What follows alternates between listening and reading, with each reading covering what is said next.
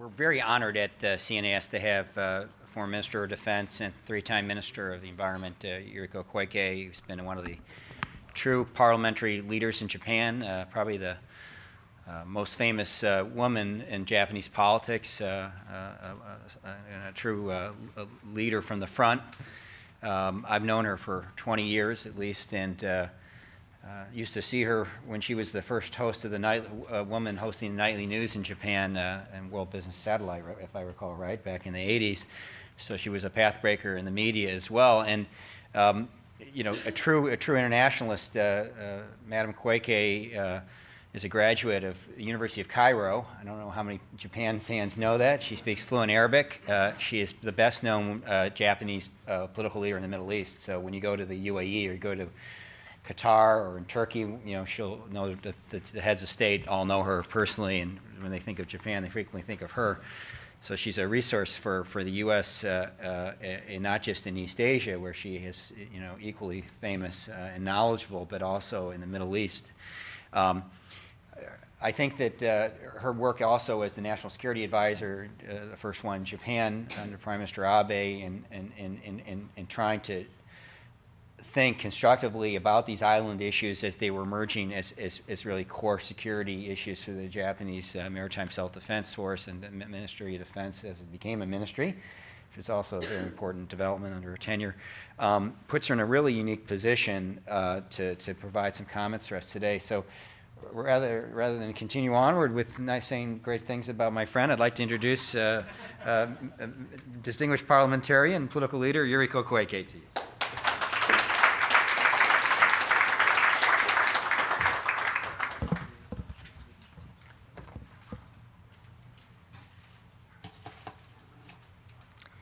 Thank you, David.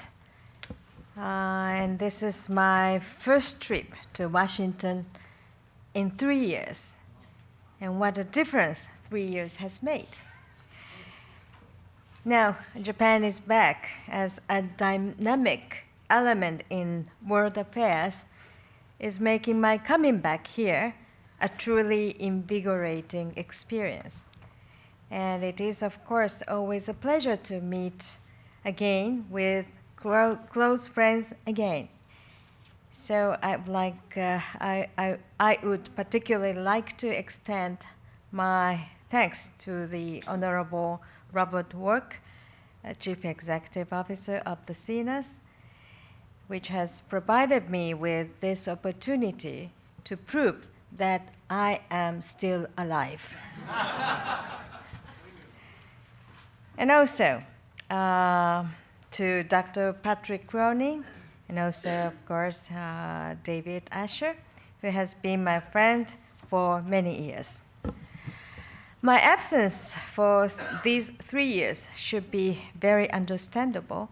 It is always difficult for elected officials to travel overseas when domestic politics are enduring a bout of instability, and Japan's politics have been an object lesson in instability for the past 6 years, with prime ministers going, coming, and going, seemingly with every change of the calendar.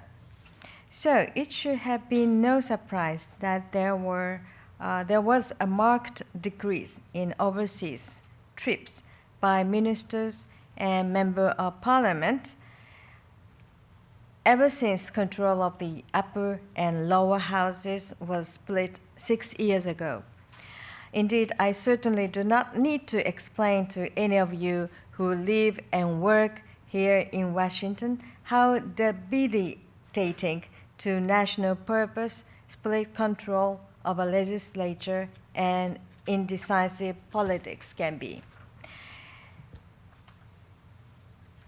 Today, however, Japan has pulled itself out of its rut, and with it, it has also sought to revitalize its alliance with the United States and its place in Asia. Prime Minister Shinzo Abe has been very proactive in both of these areas. Since he took control of the government in December last year, he has traveled overseas almost every month, emphasizing at every stop that Japan is back and that it has a government that not only now takes decisions, but acts on them. Japan is no longer NATO. By NATO, do not mean the North Atlantic Treaty Organizations, but the old dismissive saying that some people once had for Japan, no action, talk only. NATO. Japan has passed the NATO phase and has now shifting toward a decisive politics and action and alliance-oriented policies. Indeed, Prime Minister Abe is determined to make Japan the type of active ally that the United States needs in Asia as it undertakes its absolutely essential pivot to the Pacific. As I have told you that Prime Minister Abe has visited some 30 countries in 11 months in which he has held office. Last weekend, he visited Cambodia and Laos. No other Japanese prime minister has visited all the member countries of ASEAN in such a short period of time. He has done so because this new LDP government has fully grasped how essential it is for Asia's stability and prosperity for Japan to be very active in every area of regional life, not just business. And next week, His Majesty Emperor Akihito and the Empress Michiko will make the first ever visit by a Japanese emperor to India. The emperor's visit is the clearest possible signal of Japan's commitment to ever close relations with India. Indeed, our burgeoning alliance with that great democracy will become, I firmly believe, another foundation stone alongside our alliance with the United States for Asian security in the 21st century. And of course, this year marks 40 years since the start of friendly relations between Japan and ASEAN.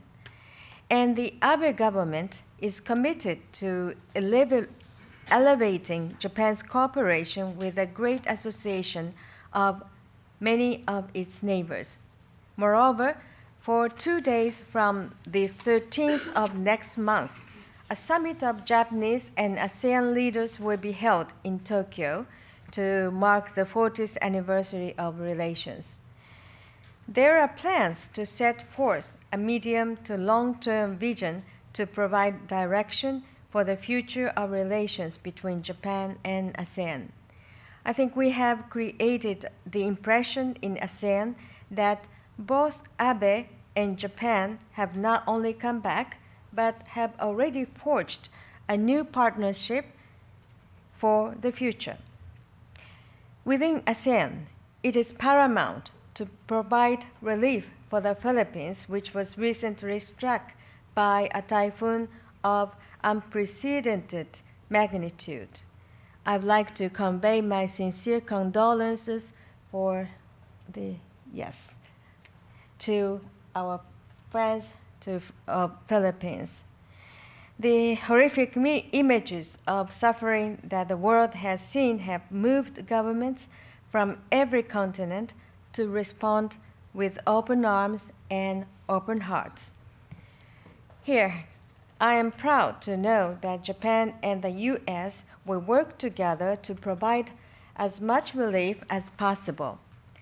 American military and Japanese self-defense forces working together to provide relief to the Philippines on Leyte Island, which was previously the site of intense fighting between the two nations, is undoubtedly of great symbolic significance. For history and memory are never far below the surface in Asian affairs, and the image of American and Japanese soldiers working side by side to alleviate suffering is one that all of us should hope will have a powerful influence in recasting opinions across Asia. Since the government changed last year, I have frequently traveled inside and outside Japan. In August just past, I visited Yonaguni Island in Okinawa to provide support in the mayoral election. Yonaguni is Japan's westernmost island, and on a clear day, you can even see Taiwan from it. The incumbent mayor Hokama won by just 47 votes. He was a candidate acknowledging the establishment of a self-defense force base and defeated those opposed to the base. The mayoral election of Yonaguni, which has only 1,213 voters, was an election directly connected to national security. As someone who has served as Minister for Okinawan Affairs and the Minister of Defense, I felt that this local election was about Japan, and the United States-Japan alliance could not afford to lose the battle. A correction to expand the air defense identification zone for Yonaguni was made in 2010. This will be followed by the establishment of a self-defense force based in Yonaguni. These unceasing efforts to improve the national security environment for our country are also essential for the U.S., particularly as U.S. forces and Japanese self-defense forces continue to work to improve their ability to coordinate their activities. Now we face another local election that could have a big impact on the alliance. I'm speaking here of the looming vote for mayor of Nago City, which is scheduled to be held next January. I need not mention that the Henoko district on the Pacific side of Nago City is the site of the U.S. Marine Corps base, Camp Schwab. Henoko is currently the only option available for the relocation of the U.S. Marines Air Base at Futenma.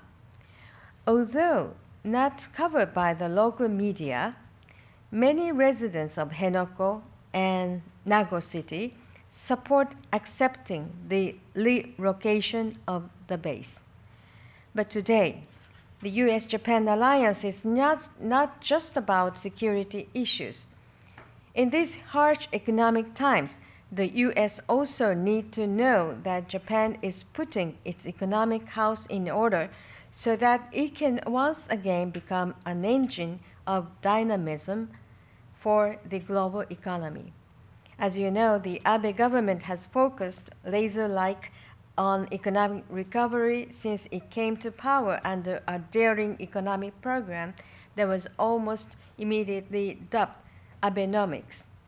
I must emphasize that the recovery of Japanese economy is also extremely important for our national security. The issue of let me now discuss a few of those unique problems that Japan confronts. In recent years, Japan has come face to face with the severe aging of our population. At the same time that our population is decreasing, rural areas are increasingly depopulated. At times, for example, owners of mountain forests do not have any heirs or are forced to let go of their property due to the fact that maintaining their ownership presents financial hardships that they cannot meet. Such land is sometimes purchased by foreign companies or foreigners. Of course, Japan has bought out Rockefeller Center or Pebble Beach, but this has nothing to do with this. The purchase of reservoir areas is particularly becoming a problem for an island nation such as ours. Some sort of legal measures will need to be taken, and it may be necessary to consider allowing local governments to assume ownership or buy their lands. The same can be applied to the uproar surrounding the Senkaku Islands. The problem was sparked by the owner of the Senkaku Islands having trouble repaying his personal debts. Then Tokyo Governor Ishihara fanned the flames by organizing a public campaign for the city to purchase the islands. The immature judgment exercised by the DPJ in response to Ishihara's provocations effectively added a healthy helping of gasoline to the situation. The issue of covered purchases of land also apply to other islands in the Sea of Japan and East China Sea. Indeed, there is a growing fear that these areas are falling into foreign ownership.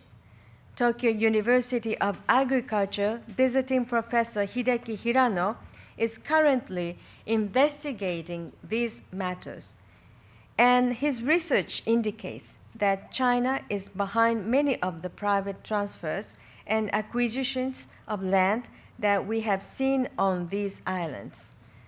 If that is the case, the string of pearls strategy does not seem to be limited to the Indian Ocean, Asia, and Africa.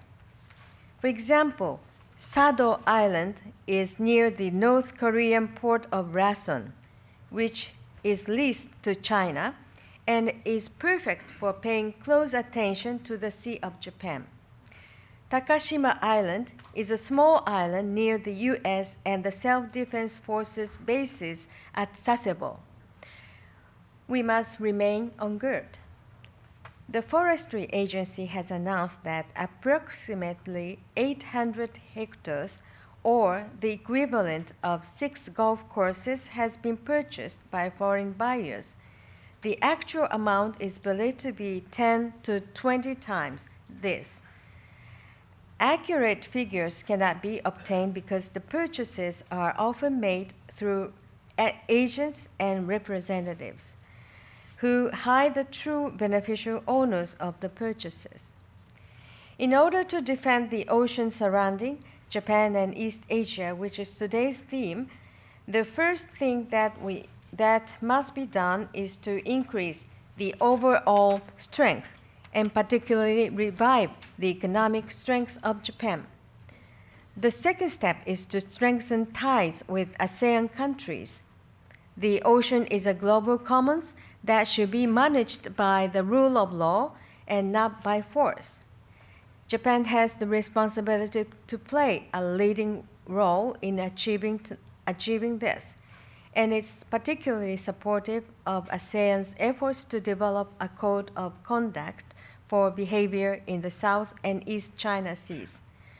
The third step is to speedily establish legislation in Japan to strengthen legal and military deterrence. Unfortunately, bad news for the region is that the relations between Japan, China, and South Korea remain unclear. The significant changes that we have seen in relations between three parties was brought about in large part by political and economic reasons, in addition to Japanese, Nihongo, no longer being used as the common language anymore. Of course, given the importance of all three nations to regional security, a line of communication with China and South Korea, similar to the hotline that existed between the United States and the Soviet Union during the Cold War, is needed. Certainly, Japan is taking steps to make its security concerns both more transparent and more coherent. Some recent good news here concerns the passage of a bill creating a National Security Council.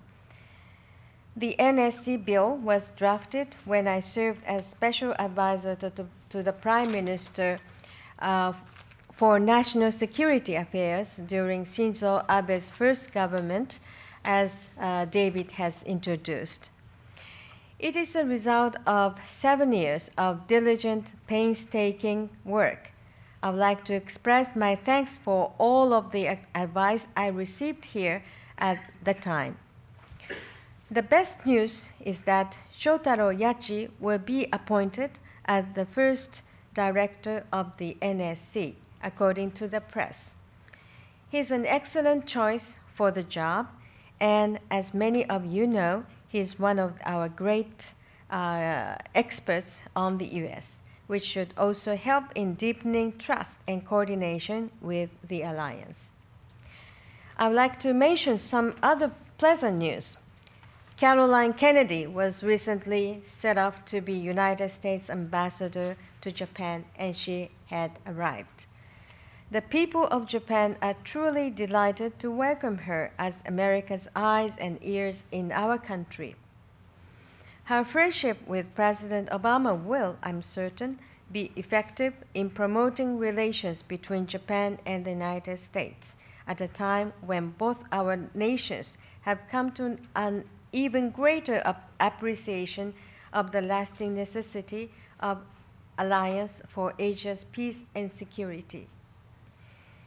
Last but not least, on behalf of the women of Japan who have been encouraged by Ms. Kennedy's nomination, I would also like to extend a warm thank you for the support sent by our great ally with this nomination. Thank you for your attention.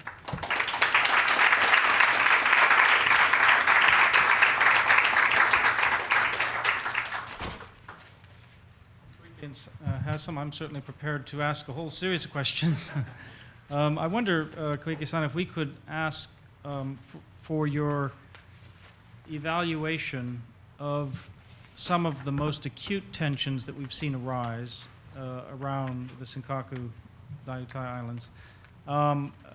Things like the drone issue or the radar lock-on. Those are a couple of notable press incidents, at least, that seem to show that things could escalate in a very dangerous direction, and it's not clear, how should Japan, how should the United States-Japan alliance be handling an issue like that should it arise tomorrow?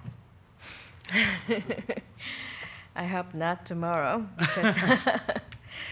Well, historically speaking, the recent history shows that in December 2012, last year, a fixed-wing aircraft controlled by the Chinese State Oceanic Administration violated Japanese airspace. This is number one.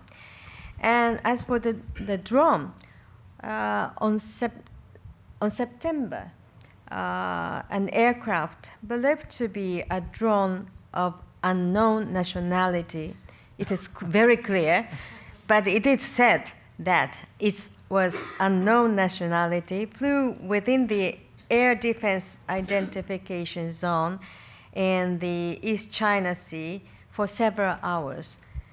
There was no violation of airspace at that time.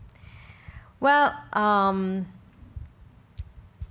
according to the Self-Defense Forces Act, Article 84, steps should be taken to address the violation in accordance with this article, in the same way as for the manned aircraft. Therefore, there was the steps taken included the scrambling of air self-defense forces fighter jets or jamming, but as long as it's not, unmanned aircraft, this may have no meaning. And I understand this, that if it is so clear that this has, the aircraft has a clear intention to violate our airspace, or if there is a clear intention to be very critical, to be damaged, to give the damage to Japan, the last thing we have to do is shooting down. I have a very personal experience. As I was introduced, I have a little Middle East background. And in '93, that was the time of the October War. Yes, before the October War, I traveled to Tripoli, Libya, and was about to back to Cairo. But because of my work commitment, I canceled the flight which I reserved. The Libyan National Airlines from Tripoli to Cairo. I canceled the flight, but that flight was shot down by Israeli air fighter because it violated the airspace of Israel. So I really shivered after hearing the news. I supposed to be there. And at the same time, of course, I could not stop shaking when I heard the news, but at the same time, I realized that this is how a country's airspace is protected. But frankly speaking, we should have taken, Japan should have been taken these type of quite ordinary response toward the ships, ship or any ships violating our not only the airspace but the sea, our maritime territory, EEZ or not the EEZ but our maritime space. So Japan should have done so. For many other years in advance. Yes, thank you very much. I'm sorry. But also, yes, I have to say something. I want to add something. What we have to think is that we have to observe, we have to pay a close observation on the Chinese domestic situation. Once the China has difficulties in politically, socially, in their domestic politics, they would like to,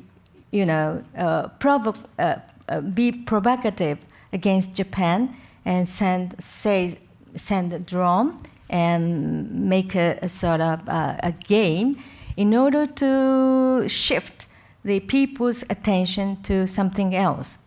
This is what we have to think about carefully. Indeed. We are essentially out of time, but I see my friend Ruth Ridgewood had a hand up, and I want to ask a quick question, something that can be managed in a short bit of time.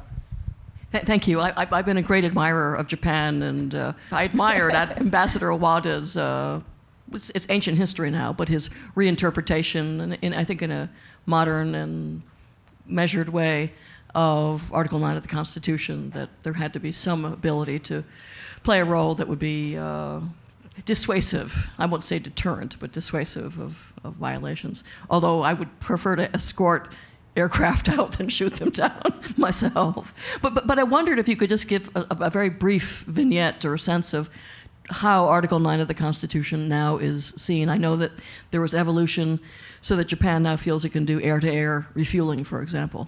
I follow this more in a UN context of peacekeeping, but if you could make a brief remark about the constitutional review. Well, the constitutional bill as for the LDP, the new draft of our constitution is already prepared, but the real how can I say it? To make it as a bill to be submitted to the House of Representatives or the House of the Councilors will make a little more time. And first, there are some argument whether to start from the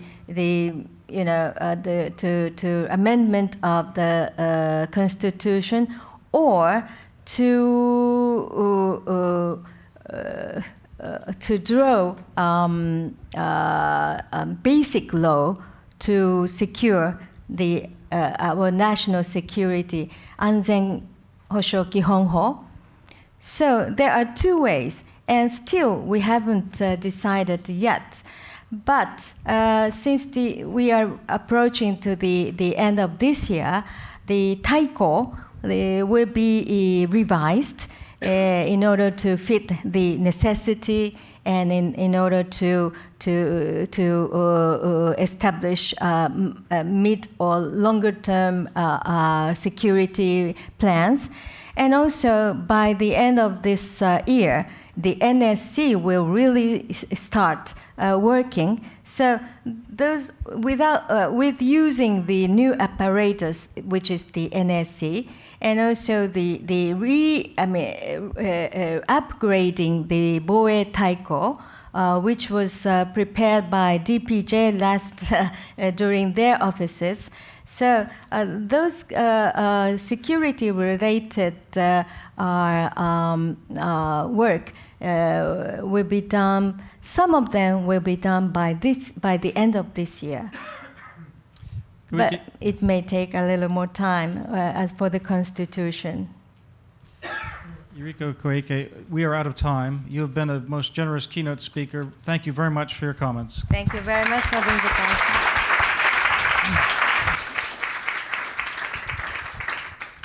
This concludes the program. Obviously, these issues are complex, and we have many actors and countries to talk to. This is one of a series of meetings we're going to be doing, but I really want to thank everybody for coming today. We're going to be writing a report for March and carrying on with this work on a monthly basis for the foreseeable future, well into 2015, until we resolve all of these disputes. Thank you very much.